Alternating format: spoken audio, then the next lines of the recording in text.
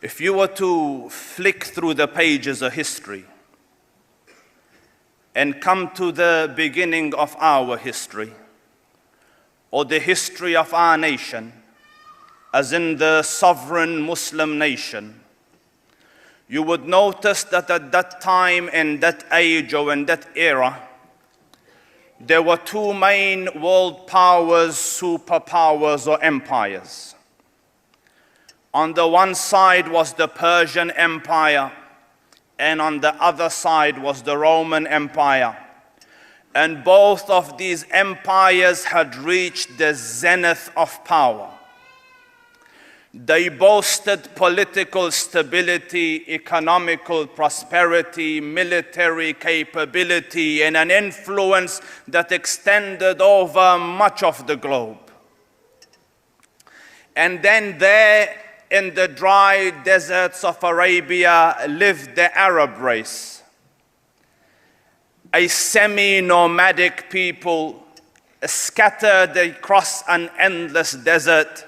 Their land was harsh, their climate difficult, their land barren, their people scattered, disunited, uneducated, undisciplined. And on the earth of God, it would be accurate to say that they had nothing going for them.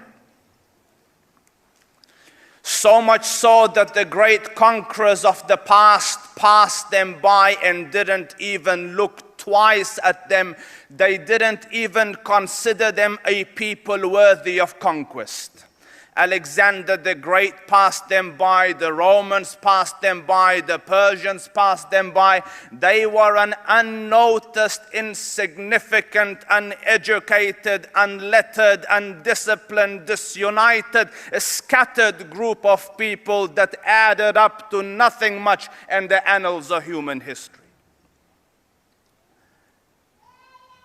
They were small, psychologically small. I don't think you will find too many people in the annals of human history where they bury their own daughters alive. Politically, they thought small, they aimed small. One of their greatest men, this is later on, but the reference that I am giving here is in his days before Islam. A man came and asked him, Ya Umar, what is your biggest aim in life? What is your biggest goal in life? What do you want to achieve in life? What do you live for? He said, I hope, I wish that if I could have a herd of camels, that I could breed and milk and live off that comfortably. That is my aim in life. They were a small people, population the numbers were not as big as the other countries. And yet Allah Rabbul Izzah chose and preferred this unnoticed, undisciplined, disunited, uneducated, scattered group of people to become the primary promoters and propagators of the one true religion of God. And I study history and I contemplate deeply about it, and for the life of me I am thinking, Ya Rab, the Romans were there, the Persians were there, armies were there, governments were there, governance were there, pomp was there, ceremony was there, and you opt for this unnoticed, disunited, undisciplined, uneducated group of people to become the custodians and the promoters and propagators of the salvation of the human nation.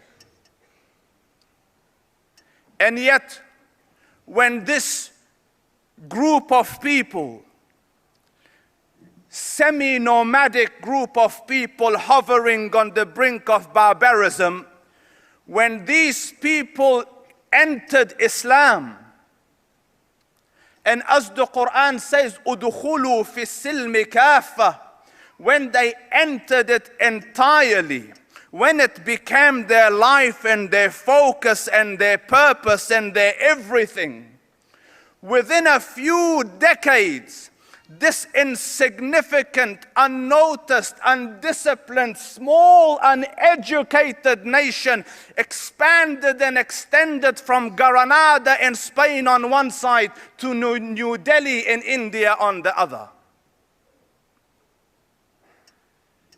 History is making a point here. My Lord is teaching a lesson here. And that point in that lesson is this: that you can be the lowest of low, the most insignificant, unimportant, undisciplined, disunited nation on the face of this earth. But if you were to cling to this rope of Allah, وَاعْتَصِمُوا بِحَبْلِ اللَّهِ جَمِيعًا, you will reach the pinnacles of human achievement. There is not a second truth beyond this. And so far as they held on to this deen, there was not another nation that could show light to them. History calls them the torchbearers of light and education. At the time the Prophet came, sallallahu alaihi wasallam, to Mecca, the historians record that there were 18 people that could read and write in the whole of Mecca. 18. By the time the Prophet left, Arabia had become teachers of the world.